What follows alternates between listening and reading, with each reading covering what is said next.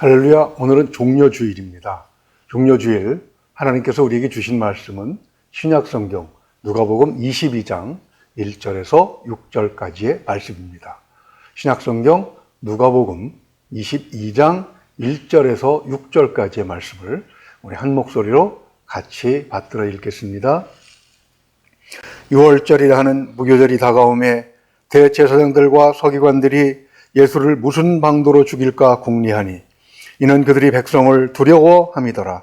12 중에 하나인 가룟 이라 부르는 유다에게 사탄이 들어가니 이에 유다가 대제사장들과 성전 경비대장들에게 가서 예수를 넘겨줄 방도를 의논하매 그들이 기뻐하여 돈을 주기로 언약하는지라.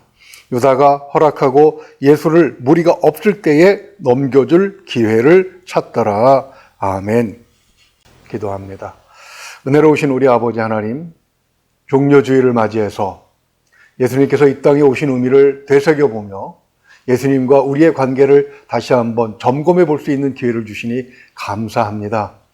예수님을 정말 우리의 왕으로 모시고 살고 있는지를 생각해 보게 하시며 말씀을 통해서 잘못된 것을 바로잡고 주님과의 관계를 바르게 정립할 수 있는 그런 귀한 시간이 되게 하여 주시옵소서.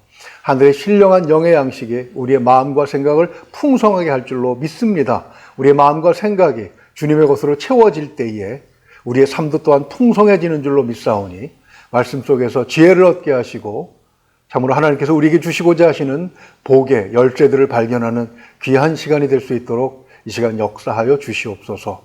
의지하오며 우리 주 예수 그리스도 이름으로 기도하옵나이다. 아멘. 네, 할렐루야. 오늘은 종려주일입니다. 종려주일의 유래에 관해서는 카톡, 우리 교회 단톡방에 파일로 만들어 올려놨습니다. 참고해 보시기 바랍니다. 이미 다 아시는 내용이지만 예수님께서 예루살렘에 입성하실 때에 유다의 백성들은 종려나무 가지를 손에 들고 예수님을 환영했습니다. 왕으로 영접한 것이죠. 그런데 문제는 그 백성들이 나중에 빌라도의 법정에서 예수님을 십자가에 못 박으라고 소리치는 그런 성난 군중으로 돌변한다는 것입니다. 놀랍게도 그들만이 아닙니다. 오늘 본문 3절 이하를 보게 되면 예수님의 제자들 가운데 가룟 사람 유다도 예수님을 배반하죠. 그리고 2절에서 우리가 읽어본 것처럼 유대에 하나님을 섬긴다고 하는 가장 대표적인 종교 지도자들조차도 예수님을 왕으로 인정하지 않는 그런 모습을 보이고 있습니다. 뿐만 아니라 그들은 예수님을 음모를 꾸며 죽일 생각까지 하고 있는 것이죠. 왜 그들은 예수님을 왕으로 인정하지 못하는 것이겠습니까? 우리는 예수님의 왕되심을 부정하는 종류의 사람들과 그 이유를 한번 점검해 볼 필요가 있습니다. 첫째는 종교 지도자들입니다. 2절을 우리 다시 한 번만 읽어볼까요? 대제사장들과 서기관들이 예수를 무슨 방도로 죽일까 궁리하니 이는 그들이 백성을 두려워함이더라. 아멘. 대제사장들과 서기관들, 즉 종교 지도자들은 공개적으로 예수님을 왕으로 인정할 수 없다고 선포하지 못합니다. 말씀처럼 백성들이 자신들을 배척할까 봐 두려웠던 것이죠. 결국 음모를 꾸며서 죽일 수밖에 없다는 그런 결론에 도달하게 됩니다. 오늘 본문 1절 말씀을 보면 6월절과 무교절, 즉 유대인의 최고의 명절 기간이기 때문에 유대나라의 백성들뿐만 아니라 디아스포라, 흩어져 있던 유대인들까지도 예루살렘에 집결해 있는 그런 상황입니다. 그러므로 예수님을 왕으로 영접한 그 의견은 유대민족 대다수의 의견인 셈이죠. 그들은 하나님의 약속을 누구보다 잘 아는 사람들이었습니다. 하나님의 약속을 의지해서 예수 그리스도를 왕으로 영접하고 있는데 오히려 종교 지도자들이 예수님을 배척하는 이유가 무엇이겠습니까? 당시의 유다에는 로마가 세운 왕과 식민지를 감시하기 위해서 파견한 총독이 있었습니다. 왕은 헤롯이고 총독은 빌라도죠. 즉 유대인들이 새로운 왕을 세웠다고 하는 것은 로마에 대한 반역을 의미하는 것입니다. 우크라이나가 러시아의 지배에서 벗어나기 위해서 구소련에 대항하기 위해 결성된 유럽의 북대서양 조약기구, 즉 나토에 가입하고자 했을 때 러시아는 우크라이나를 침공하고 지금 전쟁이 한창 중이죠. 그것처럼 유다의 새로운 왕이 세워지게 되면 로마는 전쟁을 일으키고 말 것입니다. 로마의 끈앞을 역할을 하던 지도층들은 이것을 너무나도 잘 알았어요. 그런 염려와 걱정을 가지고 바리새인들은 누가복음 19장 39절에서 이렇게 주님께 항의하죠. 무리 중 어떤 바리새인들이 말하되 선생님이여 당신의 제자들을 책망하소서 하거늘. 그러나 주님은 그들의 의견을 묵살하십니다. 만일 이 사람들이 침묵하면 돌들이 소리 지르리라 하시면서 스스로 왕이심을 인정하셨어요. 유대 종교 지도자들은 예수라는 자가 백성들의 인기를 등에 업고 독립전쟁을 벌이겠구나 라고 확신을 하게 된 것이죠. 그래서 불안한 가운데 예수님을 죽일 음모를 꾸미고 있는 것입니다. 그들도 유대인인데 하나님의 약속을 믿는 성경의 박사들인데 왜 유대 나라가 그리스도를 따라 독립되는 것을 두려워합니까? 그 이유의 하나는 사도행전 5장 33절에서 39절을 보게 되면 그동안 실패를 거듭해왔던 독립전쟁에 대한 기억 때문입니다. 로마는 자신들의 식민지에서 저항이 일어나게 되면, 그래서 독립전쟁이 발발하게 되면 자신들이 임명한 총독을 무능하다고 파면했어요. 그리고 식민지 출신으로서 로마로부터 권력을 받고 사회 질서를 유지하도록 특권을 부여받은 사람들에게도 불이익을 주었던 것입니다. 물론 그들도 예수님의 설교를 들었고 주님이 일으키신 기적에 대한 소문도 들었습니다. 다만 그것을 믿지 않았던 것이죠. 그들은 자신들이 누리고 있는 로마가 준 특권을 하나님을 온전히 섬기는 것보다 더 귀하게 여겼습니다. 진리보다도 현재 손에 쥐고 있는 권력이 더 소중했던 것이죠. 골로새서 3장 5절은 이들의 행위를 이렇게 규정합니다. 그러므로 땅에 있는 지체를 죽이라. 곧 음란과 부정과 사욕과 악한 정욕과 탐심이니 탐심은 우상 숭배니라. 아멘. 하나님보다 더 의지하는 것, 즐겨하는 것, 심지어 하나님 말고 다른 것을 섬긴다면 진리를 볼 수 없습니다. 진리를 분별하는 분별력을 잃어버리기 때문이죠. 두 번째로 예수님을 배반한 제자가 있다는 사실입니다. 그가 왜 예수님을 배반합니까? 사탄이 그 속에 들어갔다고 3절이 말씀하고 있죠. 우리는 단지 가룟 유다를 배신자로만 단순하게 생각을 하는 그런 경향이 있습니다. 그렇지만 그가 왜 주님을 배반한 것인지 그 이유와 동기 그리고 그 배경에 대해서도 깊이 생각해야 하는 것입니다. 그것은 주님께서 예루살렘에 입성하실 때 그가 바로 주님을 수종들었던 가장 가까이였었던 제자들 중에 하나였기 때문입니다. 유월절을 지내기 위해 예루살렘에 집결한 유다 백성들이 모두 자신의 스승이신 예수님을 왕으로 추대하는 것을 그는 목격한 사람이에요. 그런데 왜 배신한 것이겠습니까? 그 이유를 3절 말씀에 잘 나타나 있죠. 12 중에 하나인 가룟인이라 부르는 유다에게 사탄이 들어가니. 아멘. 사탄은 자기 마음대로 타락하고 싶은 사람에게 마구 들어갈 수 있는 것입니까? 성경은 그렇지 않다고 말씀하고 있습니다. 또 특별히 사탄이 침투하기에 좋은 특별한 성향의 사람이 있는 것입니까? 그것도 아니라고 말씀합니다. 그렇다면 어떻게 유다에게 사탄이 들어간 것입니까? 야고보서 1장 14절은 이렇게 힌트를 주시고 있습니다. 오직 각 사람이 시험을 받는 것은 자기 욕심에 끌려 미혹됨이니. 아멘. 보면 5절을 보면 가룟 유다는 예수님을 넘겨주고 돈을 받기로 언약을 하죠. 마태복음 27장 9절을 보면 은 30이라고 되어 있습니다. 이 가격은 출애굽기 21장 32절을 보면 노예 한 사람의 가격이에요. 왕으로 추대될 정도의 인기를 가진 스승을 겨우 노예의 몸값을 받고 팔아버린다고요? 그는 사실 그것보다 더 큰 욕심이 있었을 겁니다. 아마도 예수님께서 이 인기를 몰아서 왕이 되시면 왕의 총애를 받는 측근으로 귀족이 되는 그런 욕심이 있기도 했을 것이고요. 로마의 식민지 백성으로서 스승이 기적을 불러일으키는 능력으로 독립을 쟁취하는 왕이 되시면 권력을 마음껏 사용해 볼 수 있는 그런 지위에 올라갈 수 있다는 희망도 있었을 것입니다. 그런데 마가복음 14장 3절 이하를 보면 한 여자가 귀한 한 옥합을 예수님의 머리에 아낌없이 들이붓습니다.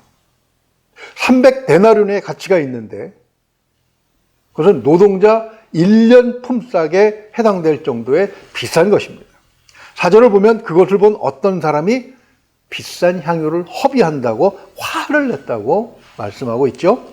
요한복음 12장 4절에서는 그가 바로 가룟인 유다였다고 폭로하고 있어요. 이것도 사탄에게 문을 열어주는 셈이죠. 에베소서 4장 26절과 27절을 봅니다. 분을 내어도 죄를 짓지 말며 해가 지도록 분을 품지 말고 마귀에게 틈을 주지 말라. 분노한 상태가 오래 지속되면 사탄이 들락날락거릴 수 있다는 것입니다. 예수님은 요한복음 12장 7절에서 향유를 부은 마리아는 주님의 장례를 준비한 것이라고 말씀하십니다. 가룟 유다가 화를 낸 이유가 바로 이거예요. 비싼 향유를 허비했다는 것은 명분일 뿐이지요. 진짜 이유는 주님께서 왕이 되시는 것이 아니라 자꾸 죽으신다고 하는 것이기 때문에 화가 일어났던 것입니다. 가룟 유다가 예수님께 바라는 것은 왕이 되시는 거예요. 그런데 예수님의 뜻은 전혀 다릅니다. 가룟 유다는 예수님을 통해서 자기의 욕망이 실현될 가능성이 점점 없어지고 있다고 하는 생각을 하게 된 것입니다. 그리고 분노했죠. 내가 왜 예수님을 따라다니는데? 내가 왜 예수라는 자를 모든 생업을 버리고 뒤쫓았는데? 이런 생각을 할 때마다 그의 분노는 점점 더 심해졌을 것입니다. 사탄이 바로 그 틈을 노리고 유다의 마음에 들어간 것이죠. 종교 지도자들이 예수님께서 왕이 되실까 봐 그것을 막으려고 음모를 꾸몄다면 가롯 유다는 예수님께서 왕이 되시지 않으시겠다는 말에 분노를 한 것입니다. 욕심과 그 욕심이 채워지지 않는 것에 대한 분노가 사탄이 침투하도록 마음의 문을 열어준 것이지요. 우리는 마지막으로 주님께서 예루살렘에 입성하실 때 종려나무 가지를 흔들면서 열렬하게 환영했던 백성들에 대해서도 살펴보아야 합니다. 그들이 빌라도의 법정에서 완전히 돌변했기 때문이죠.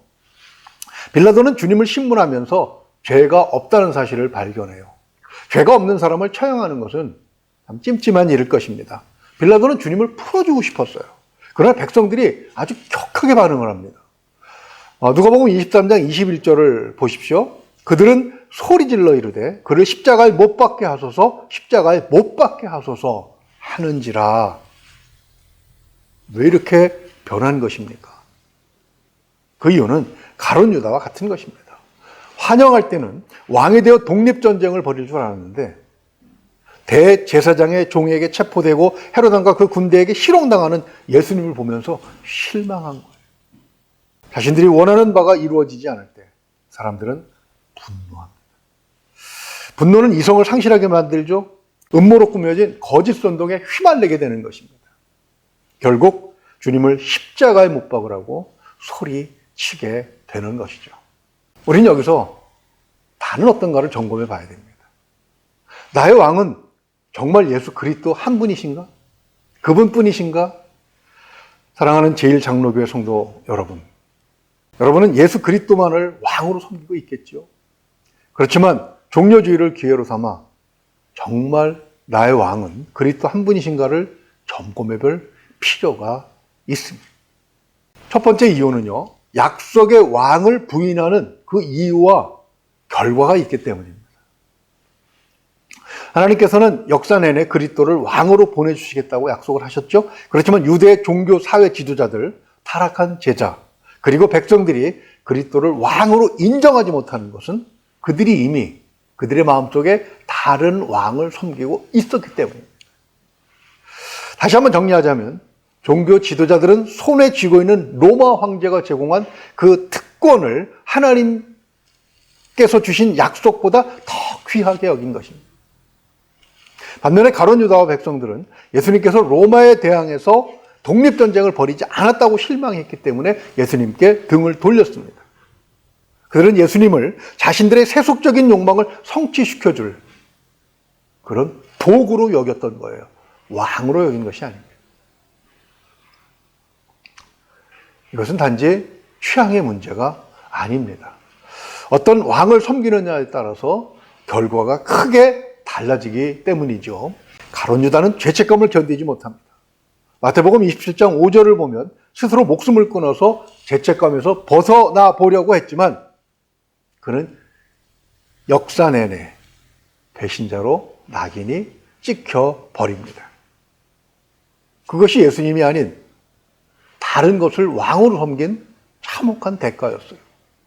유대 종교 지도자들과 백성들은 번영과 평강을 위해서 예수 그리스도를 배척합니다. 그러나 십자가 사건 후에 40년이 지나고 나서 예루살렘은 완전히 폐허로 변하고 말죠. 종교 지도자들이건 백성들이건 모두 학살을 당하고 소수만 살아남아서 노예로 끌려갑니다. 죽지 못해 사는 삶을 살게 된 것이죠. 약속의 왕은 우리가 마땅히 싸워야 될 전쟁을 이끄실 분이기 때문에 우리가 그리스도를 왕으로 모셔야 됩니다. 백성들이 예수님을 왕으로 영접할 때 예수님께서는 그것을 스스로 인정하셨어요. 그들이 배신할 것을 모르셨던 것일까요? 그들이 원하는 왕이 어떤 존재인지 알지 못하셨기 때문에 그랬겠습니까? 그렇지 않죠. 주님은 분명히 왕으로 오신 것입니다. 주님이 이 땅에 오신 이유는 에베소서 6장 10절을 보면 주님의 힘과 능력으로 백성을 강건하게 하시려고 오셨다고 말씀하고 있습니다. 어디에 사용하라고 그런 힘과 능력을 주시는 것이겠습니까? 이어지는 11절을 보면 이렇게 말씀하고 있죠. 마귀의 관계를 능히 대적하기 위하여 하나님의 전신갑주를 입으라. 아멘.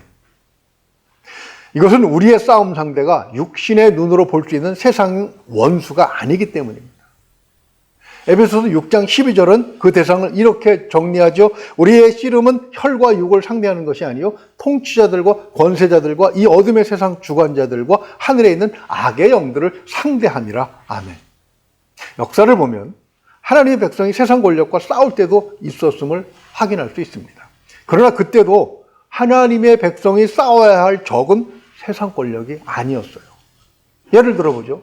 이스라엘이 애굽의 노예로 살다가 해방될 때 하나님은 이스라엘 백성들의 손에 칼과 창을 쥐어주시고 저 애굽인들과 싸우라고 하지 않으셨습니다. 그 전쟁은 하나님의 전쟁이었어요. 이스라엘 백성들은 그 기간 동안에 하나님께서 10번의 기적과 홍해를 가르시는 기적들로 애굽의 권력자들과 싸우실 때에 이스라엘 백성들은 믿음의 싸움을 싸워야 했습니다. 하나님의 약속을 믿고 애굽을 떠나 약속의 땅 가나안 땅으로 가느냐? 그것을 믿느냐 믿지 못하느냐의 싸움이었죠. 광야 40년간 그들은 계속해서 이 믿음의 전쟁을 쉬지 않았습니다. 사탄은 끊임없이 의심하게 했고 불진하게 했고 과거로 돌아가자고 유혹했습니다.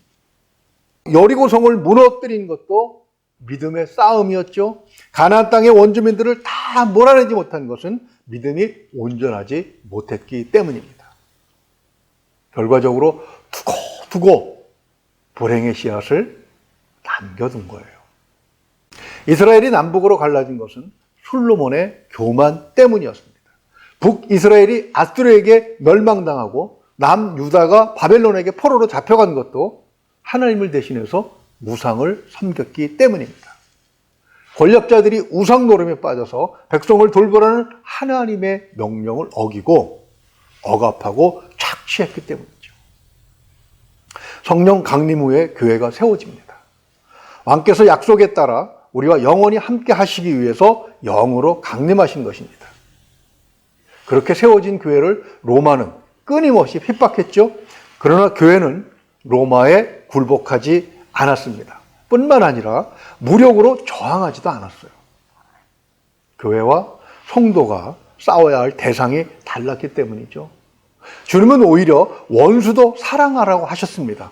교회와 성도들은 그 말씀을 따라 자신들을 핍박하는 자를 끌어안으려고 했습니다. 그들에게 복음을 전해서 그들도 구원받은 백성이 되게 하려고 오히려 애를 썼습니다. 교회와 성도는 로마의 탄압을 훈련으로 여기고 자신들을 강하게 연단하죠. 소수만 남았지만 오히려 믿음은 더 순수해지고 견고하게 다듬어졌습니다.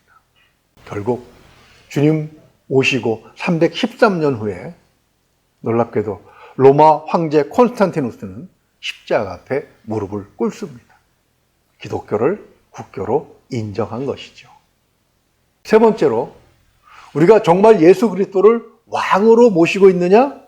그것을 점검해 봐야 하는 이유는 여전히 교회와 성도들 중에는 예수님을 배척하는 무리가 있기 때문입니다. 가룟 유다의 마음속에 사탄이 침투할 수 있었던 것은 그가 대도하는 욕심을 품었기 때문이지만 무엇보다도 주님을 통해서는 자기의 욕망이 이루어질 수 없다는 그런 실망감 때문이었습니다. 그것이 분노를 촉발했지요. 예수 그리스도께서 부활 승천하시고 성령 강림 후에 세워진 교회에서도 그 싸움은 계속됩니다. 예루살렘 교회를 섬기던 야고보 선지자는 야고보서 1장 14절에서 이렇게 그 전쟁을 설명해요. 오직 각 사람이 시험을 받은 것은 자기 욕심에 끌려 미혹됨이니. 아멘. 오늘날의 교회도 세상 권력과 싸우고자 선동하는 자들이 속출하고 있습니다. 선거 때마다 마치 우후죽순처럼 솟아났다가 선거 끝나면 싹 사라집니다. 그들은 가롯 유다와 같은 자들이며 그들에게 선동되는 성도는 예수님을 십자가에 못 박으라고 소리치는 백성들과 같은 그런 죄를 범할 수도 있는 것입니다.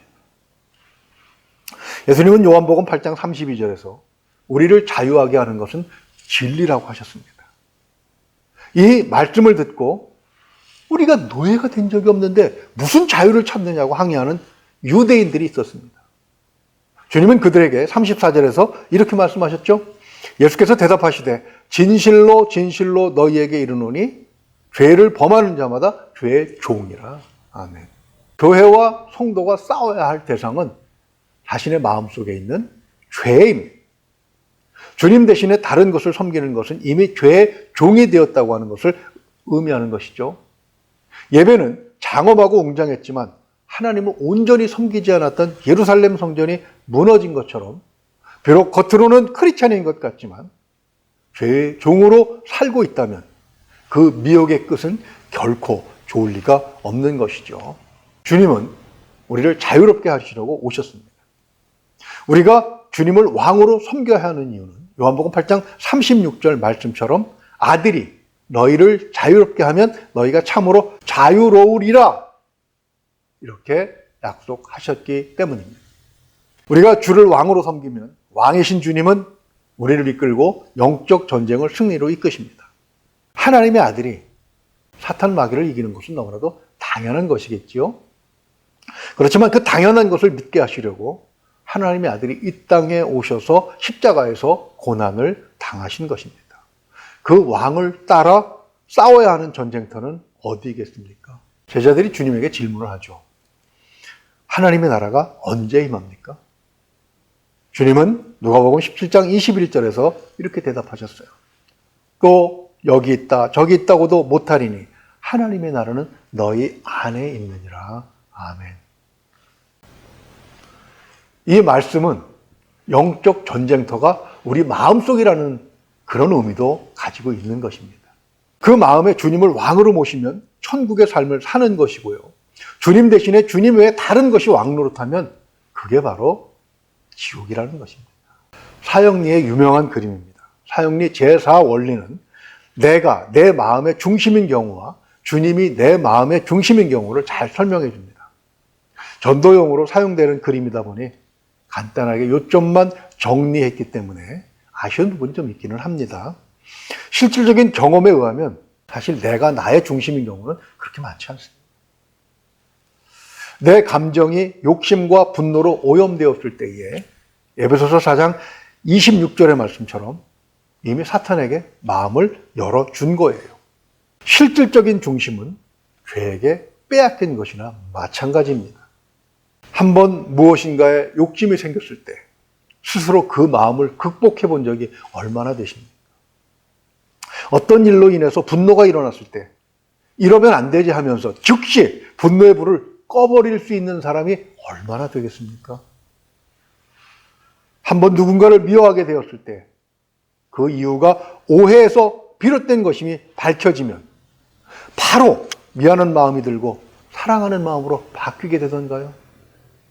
오해하게 만든 것도 너야! 오해하게 만든 것도 너잖아! 이러면서 오히려 증오심을 더 높이 쌓는 그런 사람도 제가 보았습니다. 그것은 사탄에게 이미 주도권을 빼앗겼기 때문에 나타나는 현상이라고 볼 수 있습니다. 그렇기 때문에 우리는 죄와의 싸움을 멈춰서는 안 되는 것이죠. 싸워서 다시 내 마음의 주도권을 찾아와야 합니다. 디모데전서 6장 12절은 믿음의 선한 싸움을 싸우라, 영생을 취하라 라고 권면합니다. 싸우지 않으면 영생은 얻을 수 없어요. 이 싸움은 혼자서는 할 수 없습니다. 고린도전서 15장 25절을 볼까요? 그가 모든 원수를 그 발 아래 둘 때까지 반드시 왕노릇 하시리니 아멘. 그렇습니다. 우리가 예수 그리스도를 그저 마음의 중심에 모시는 것뿐만이 아니라 왕으로 섬겨야 될 이유가 바로 여기에 있습니다. 주님은 어떤 경우라도 끝까지 싸워주십니다. 이길 때까지 싸워주세요. 우리가 포기하고 싶어도 주님은 포기하지 않으십니다. 넘어진 우리를 일으켜 세워주시는 것이죠. 예수 그리스도를 왕으로 모시고 선한 싸움을 포기하지 마십시오. 왕이신 주님의 도움을 받으시기 바랍니다. 주님과 함께 이길 때까지 싸우시기 바랍니다. 사랑하는 제일장로교회 성도 여러분, 왕이신 주님은 주님을 왕으로 모신 저와 여러분을 천국으로 인도하실 것입니다. 기도하겠습니다. 은혜로우신 우리 아버지 하나님 감사합니다. 말씀을 통해서 예수 그리스도를 왕으로 모셔야 하는, 오직 그분만이 우리의 왕이어야 하는 이유를 확실하게 알게 하셨사오니 감사합니다. 하나님, 우리가 때때로 주님을 바라보는 시선을 세상에 빼앗겨 주님을 내 중심에서 끌어내린 적도 있었음을 고백합니다. 하나님, 우리의 미흡함과 부족함을 용서하여 주시고 우리의 마음속에 오직 주님만이 왕이 되시는 삶을 끝까지 영위할 수 있도록 우리의 믿음을 견고하게 붙들어 주시기를 원합니다. 주님이 우리 안에 계실 때 주님은 우리를 강력하게 하시고 우리를 권능 있게 하실 줄로 믿습니다. 주님이 주시는 그 힘으로 욕심과 싸워 이길 뿐만 아니라 하나님께서 우리에게 주신 사명을 온전히 감당하며 우리의 삶을 우리 마음속에서부터 천국으로 만들어갈 수 있는 복된 성도의 삶을 살아갈 수 있도록 하나님 이끌어 주시옵소서. 이번 한 주간은 고난 주간으로 보내게 됩니다.